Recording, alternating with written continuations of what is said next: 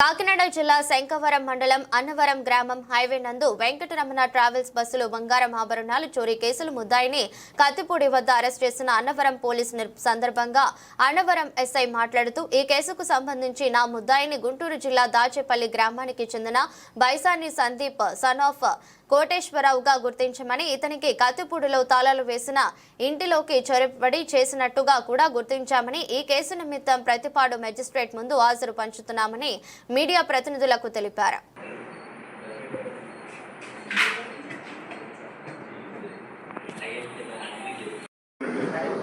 మన అన్నవరం హైవేలో వెంకటరమణ ట్రావెల్స్ సంబంధించిన బస్సు గుంటూరు నుంచి శ్రీకాకుళం వెళ్ళే బస్సు.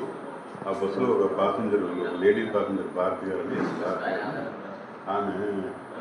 ఆమె బ్యాగ్లో ఉన్నటువంటి బ్యాంగిల్స్, చైన్, ఇతర గోల్డ్ ఐటమ్స్ ఏదైతే మిస్ అయినట్టుగా ఆవిడ గ్రహించి వెంటనే బస్సు డ్రైవర్ చెప్పడం, ఆ రోజు మన అన్నవరం పోలీస్ నుంచి స్టాఫ్ అది వెళ్ళి అమ్మని వెరిఫై చేయడం జరిగింది.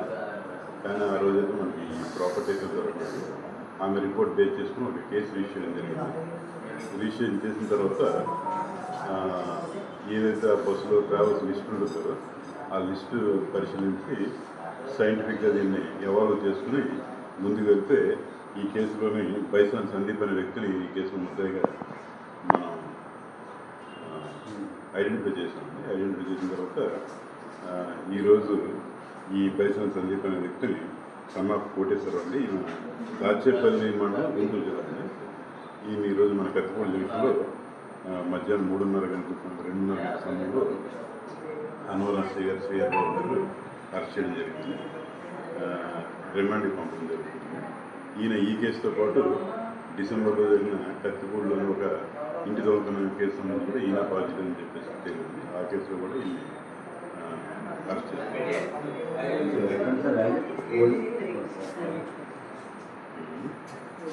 90 గ్రాములు అండి బంగారం, 7,20,000గా. సరే, ఈ దొంగతనం ఎప్పుడు జరిగిందండి? ఫిబ్రవరి 10వ తారీఖు.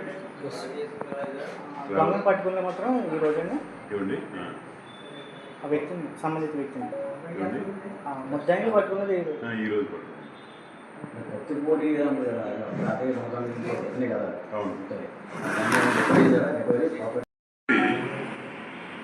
బెట్టింగ్కి ఎక్కువ అలవాటు పెట్టాడండి.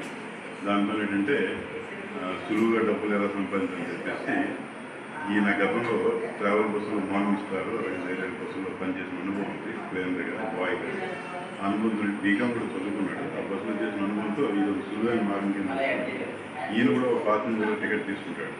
టికెట్ తీసుకుని ఎవరో పాసింజర్ బ్యాగ్ను టార్గెట్ చేసుకుని దాన్ని దొంగతనం చేసి మధ్యలో తీయకపోవడం కానీ, లేకపోతే వాళ్ళు పడుతున్నప్పుడు ఏం తీయకపోవడం కానీ ఇలాగే చేస్తుంటాడు. ఇదంతా కూడా మనం టెక్నికల్గా ఇప్పుడు ఏదైతే మన రాష్ట్ర ప్రభుత్వం కొత్తగా టెక్నికల్గా ఏవైతే పోలీసు సదుపాయాలు పెంచిందో అవన్నీ కూడా ఉపయోగించుకొని ఈ కేసుని ట్రీట్ చేయాలి.